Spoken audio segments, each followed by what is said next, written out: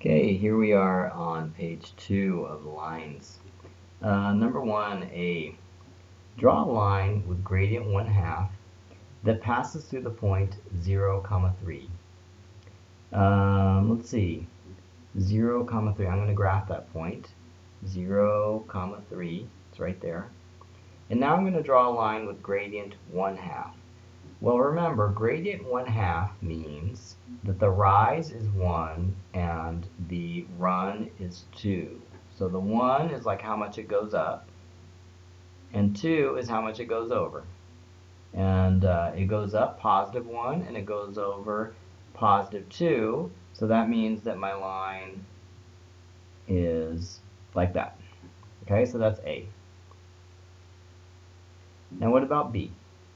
Draw a line with gradient -3 that passes through the point 1, 2. So first I'm going to graph the point 1, 2. Remember, 1 is the x-coordinate, 2 is the y-coordinate, the vertical coordinate.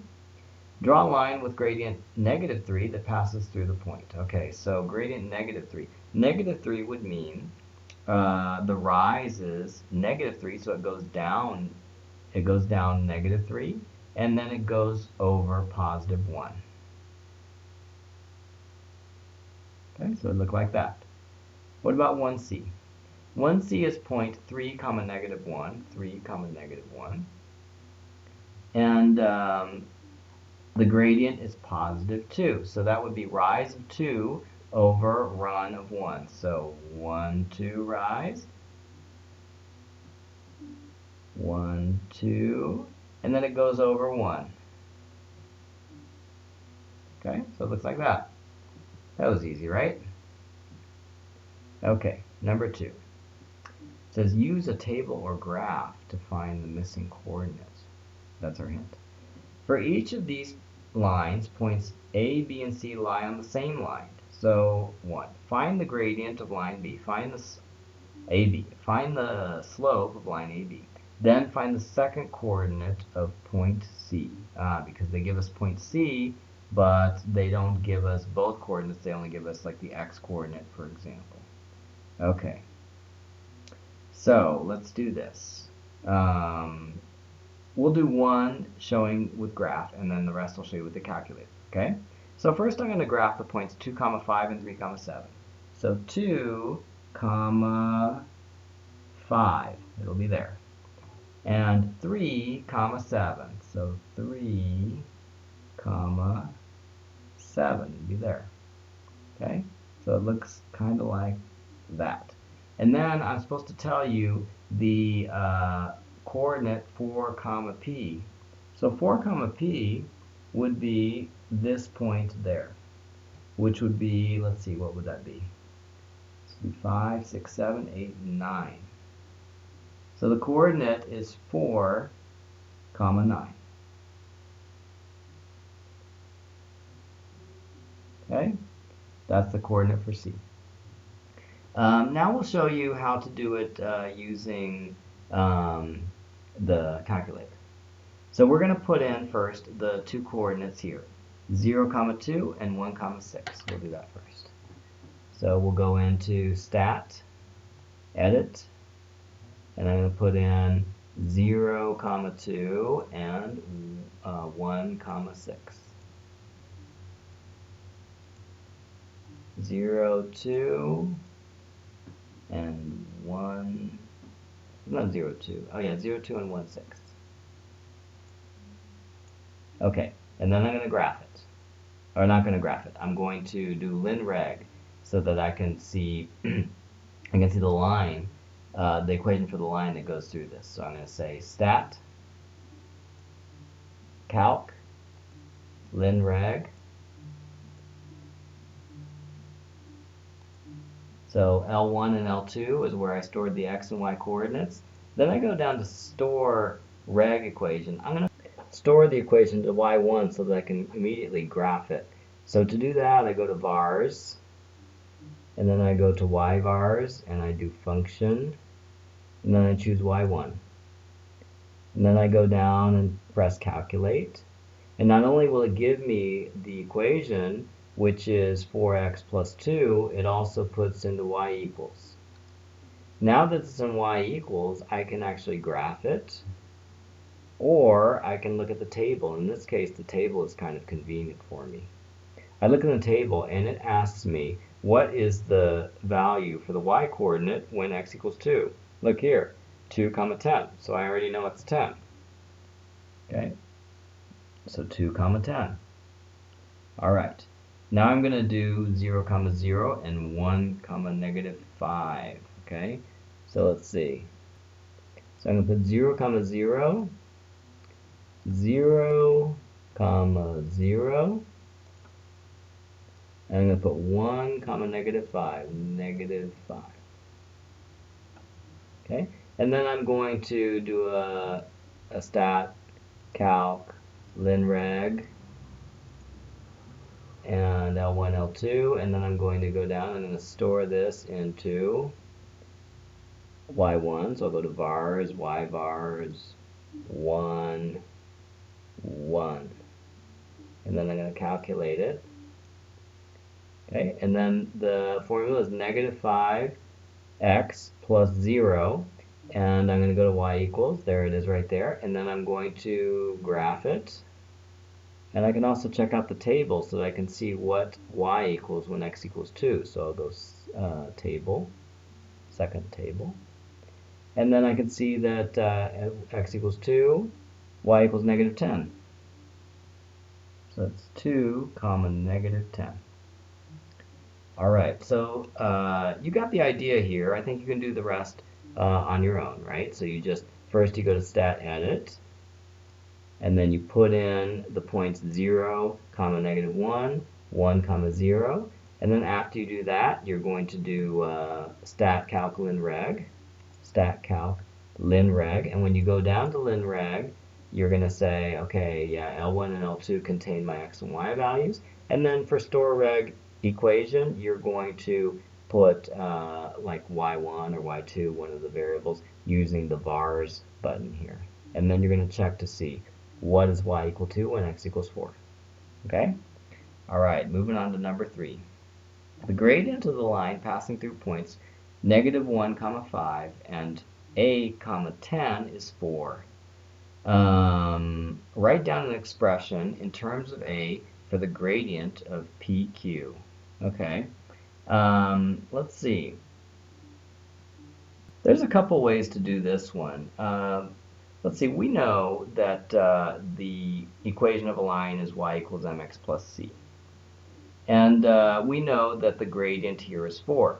So we could say that the equation of the line is going to be y equals mx plus c. We don't know exactly what c is yet. But we do happen to know one coordinate pair that is true, which is x equals negative 1 and y equals 5. What if we took these and substituted it into the equation and then see what c has to be to make that true? So we're going to put 5 in for y, and we're going to put negative 1 in for 4, and then we're going to see what c is going to equal. So it's 5 equals negative 4 plus c. So if we add 4 to both sides, we're going to get 9 equals 0 plus c. So c is equal to 9. Okay, so we could say that this equation is y equals 4x plus 9. Okay, so now it says what is the value of a when y equals 10. Okay, and now there's a couple ways to do this. One is we could graph it on the calculator. Let's do that first. Whenever you know the equation for a line, the first thing you're going to want to do is put it in the calculator. And so basically it's 4x plus 9, 4x plus 9. We're going to graph it. Okay, and then let's see if we can see what the value is when y equals 10. Let's do a second table and see on the calculator. Oh, there it is. It's somewhere between 9 and 13. Y is 10, somewhere here. Now can we see in between 0 and 1 so that we can actually see exactly where it's 10? What if we jumped by jumps of 0.1 instead? We could do plus 0.1 And now we're jumping by 0.1s. Oh, look at that. We're very close. Look at that. 10 is somewhere between these two. Now instead of jumping by 0.1, let's just jump by like 0.01. You got to be cautious when you do this because it really makes the table huge. Okay, now we're going to get close. Okay, oh, there we go. Okay, so it's 0.25. So at the value 0.25, x equals 0.25, then y equals 10, which is what we're looking for A. Okay? All right. And maybe the other way we could do that is we could use algebra. So you could take this and you could say, okay, y is 10. What's x? Okay? And then you say, okay, well, I'm going to subtract 9 from both sides. And get 1 equals 4x. And then I'm going to divide 4 by both sides. And then I'm going to get x equals 1/4. Okay? So there you go. X equals 1/4. X equals 0.25. Two different ways of getting that. Okay? All right. That's what we did. Found the value of A. Write down the expression in terms of A for the gradient of PQ. Okay, now to do A, we need an expression for the gradient of PQ in terms of A. So let's see. Let's use the formula up here. There's a formula here which tells us that the gradient of the slope is equal to y2 minus y1 divided by x2 minus x1. x2, y2 is a one coordinate pair, x1, y1 is another coordinate pair. So we can use that equation. We could say m is equal to, and then we're going to put the first coordinate pair, which is -1 and 5. Okay, let me write the whole equation here just so that you can see what's being replaced. y2 minus y1 divided by x2 minus x1. So let's say that x2 and y2 are this point here. So we're going to say, okay, x2 is -1, y2 is 5. Okay, and then x1, y1 is going to be this coordinate pair here, and that is going to be a comma 10. So a comma 10. Okay, and so we've already finished what we wanted to do. We wanted to write an expression in terms of A for the gradient of P, and that's it right there. Okay? All right, number 4, last one. In line MN, every time that x increases by 1 unit, y increases by 0.5 units. So if I was going to draw the slope, I would say, okay, every time x increases by 1 unit, then y increases by 0.5 units. So instead of a full unit, we actually increase just half of it here. Okay, so it goes up, it goes over 1 and it goes up 0.5. Okay, so what would be the slope for this? Well, the gradient is equal to the rise over run, so it's equal to 0.5 divided by 1. Right? So that's part A. That's the gradient of Mn. Okay. Write down the, let's see, B. Write down the expression for the gradient of Mn in terms of t. Now we're going to use the same formula we did right up here.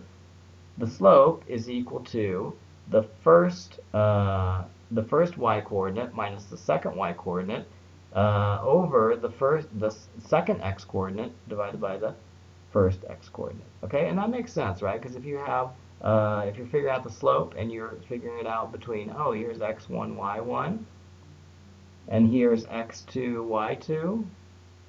If you're going to figure out the rise, you're going to take y2 minus y1. If you're going to figure out the run, it's going to be x2 minus x1. Okay. So this is actually equal to, let's see, one of the points is 2, 6, and the other point is -3, t, and they're both separated by subtractions here. Okay? So that's the expression for m in terms of t. Now it says, find the value of t. So to find the value of t, we just set it equal to the slope, which we know already is 0.5, and then we solve for t. The other thing that you might do is you might use the equation of a line, which is y equals mx plus c, and we know already that m is 0.5. So the equation for the line is going to be y equals 0.5x plus c. We don't know what c is yet.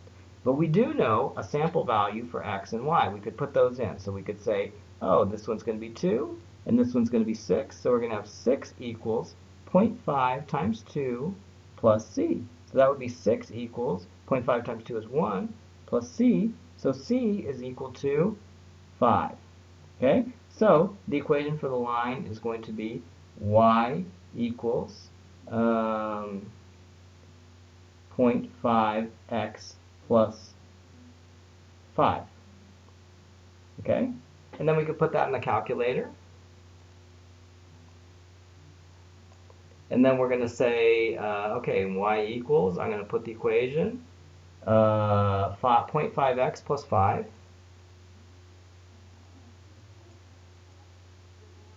And I graph it, okay? And then I can check out the values in the table, because what I want to know is what is the value of t when x equals -3. So I'm just going to go, oh, and let me change the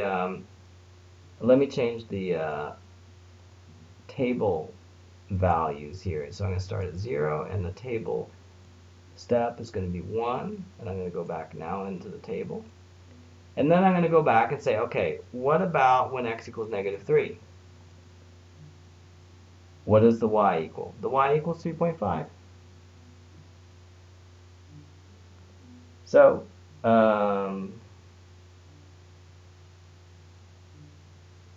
t is equal to 3.5. Okay. And the other way you could do that is you could solve this algebraic equation, right? You have 6 minus t, and you have 2 minus a -3, which is 5, and you have that equal to 0.5. Multiply both sides by 5, you end up with 6 minus t equals 2.5, and then t in this case is going to be equal to 3.5, just like we got there. Okay? So that's one more way to do it.